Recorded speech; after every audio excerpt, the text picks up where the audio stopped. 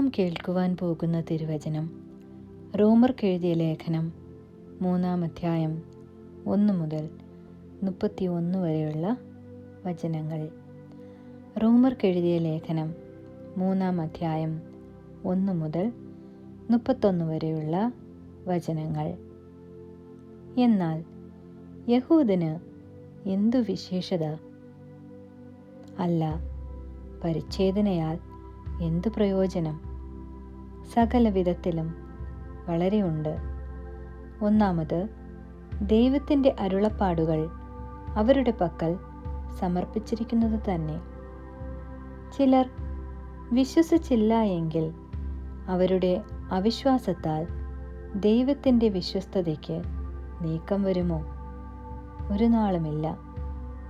നിന്റെ വാക്കുകളിൽ നീ നീതീകരിക്കപ്പെടുവാനും നിന്റെ ന്യായവിസ്താരത്തിൽ ജയിക്കുവാനും എന്ന് എഴുതിയിരിക്കുന്നത് പോലെ ദൈവം സത്യവാൻ, സകല മനുഷ്യരും ഭോഷ്ക് പറയുന്നവർ എന്നേ വരൂ.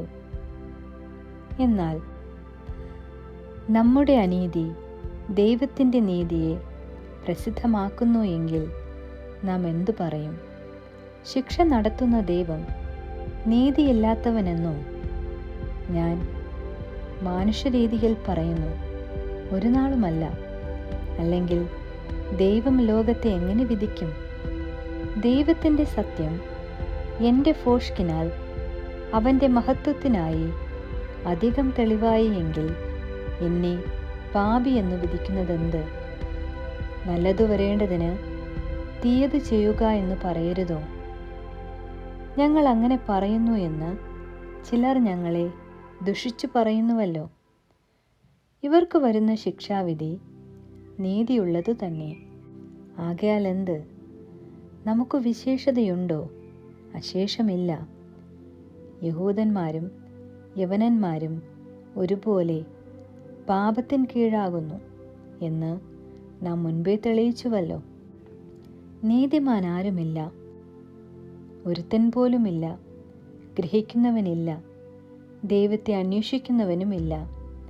എല്ലാവരും വഴിതെറ്റി ഒരുപോലെ കൊള്ളരുതാത്തവരായി തീർന്നു. നന്മ ചെയ്യുന്നവനില്ല, ഒരുത്തൻ പോലുമില്ല.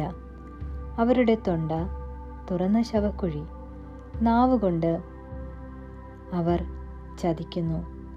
സർപ്പവിഷം അവരുടെ അധരങ്ങൾക്ക് കീഴെ ഉണ്ട്. അവരുടെ വായിൽ ശാപവും കയ്പും നിറഞ്ഞിരിക്കുന്നു.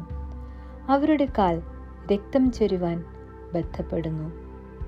നാശവും അരിഷ്ടതയും അവരുടെ വഴികളിലുണ്ട്. സമാധാന മാർഗം അവർ അറിഞ്ഞിട്ടില്ല. അവരുടെ ദൃഷ്ടിയിൽ ദൈവഭയമില്ല എന്നിങ്ങനെ എഴുതിയിരിക്കുന്നുവല്ലോ. ന്യായപ്രമാണം പറയുന്നതെല്ലാം ന്യായപ്രമാണത്തിന് കീഴുള്ളവരോട് പ്രസ്താവിക്കുന്നു എന്ന് നാം അറിയുന്നു. അങ്ങനെ ഏതു വായും അടഞ്ഞ് സർവ്വലോകവും ദൈവസന്നിധിയിൽ ശിക്ഷായോഗ്യമായി തീരേണ്ടതത്രേ. അതുകൊണ്ട് ന്യായപ്രമാണത്തിൻ്റെ പ്രവൃത്തികളാൽ ഒരു ജഡവും അവൻ്റെ സന്നിധിയിൽ നീതീകരിക്കപ്പെടുകയില്ല. ന്യായപ്രമാണത്താൽ പാപത്തിൻ്റെ പരിജ്ഞാനമത്രേ വരുന്നത്. ഇപ്പോഴോ ദൈവത്തിൻ്റെ നീതി വിശ്വസിക്കുന്ന എല്ലാവർക്കും യേശുക്രിസ്തുവിലെ വിശ്വാസത്താലുള്ള ദൈവനീതി തന്നെ ന്യായപ്രമാണം കൂടാതെ വെളിപ്പെട്ടു വന്നിരിക്കുന്നു. അതിന് ന്യായപ്രമാണവും പ്രവാചകന്മാരും സാക്ഷ്യം പറയുന്നു. ഒരു വ്യത്യാസവുമില്ല. എല്ലാവരും പാപം ചെയ്ത് ദൈവ തേജസ് ഇല്ലാത്തവരായി തീർന്നു. അവൻ്റെ കൃപയാൽ ക്രിസ്തു യേശുവിങ്കിലെ വീണ്ടെടുപ്പ് മൂലം സൗജന്യമായത്രേ നീതീകരിക്കപ്പെടുന്നത്. വിശ്വസിക്കുന്നവർക്ക് അവൻ തൻ്റെ രക്തം മൂലം പ്രായശ്ചിത്തമാകുവാൻ ദൈവം അവനെ പരസ്യമായി നിർത്തിയിരിക്കുന്നു.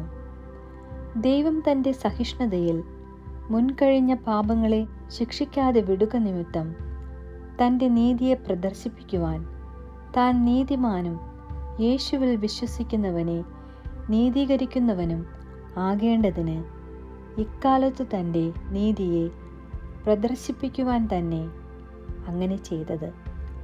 ആകയാൽ പ്രശംസ എവിടെ? അത് പോയി. ഏതു മാർഗത്താൽ? കർമ്മമാർഗത്താലോ? അല്ല, വിശ്വാസമാർഗത്താലത്രേ. അങ്ങനെ മനുഷ്യൻ ന്യായപ്രമാണത്തിൻ്റെ പ്രവൃത്തി കൂടാതെ വിശ്വാസത്താൽ തന്നെ നീതീകരിക്കപ്പെടുന്നു എന്ന് നാം വിശ്വസിക്കുന്നു. അല്ല, ദൈവം യഹൂദന്മാരുടെ ദൈവം മാത്രമോ? ജാതികളുടെയും ദൈവമല്ലയോ?